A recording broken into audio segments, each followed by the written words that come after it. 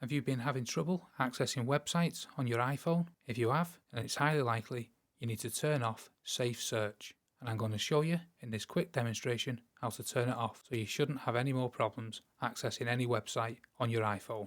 So to turn off Safe Search, you first want to head up to the settings here. Now you're in your iPhone settings, you want to scroll down until you get to Screen Time. So let's tap on the Screen Time.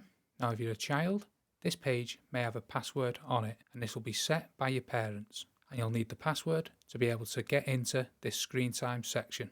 So if you do have a password on this section, you'll need to ask your parent for that password. But if you don't have any password or you're able to get in, then you want to come down to Content and Privacy Restrictions.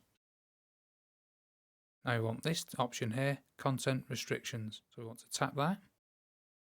Now at the bottom here, you'll see Web Content, and you want to tap on that. So within the web content, you have 3 different settings: unrestricted access, limit adult websites, and allowed websites only. And you want unrestricted access to be ticked.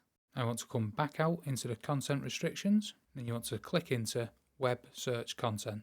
And also you have 2 options here, allow and don't allow. And you want to make sure allow is ticked.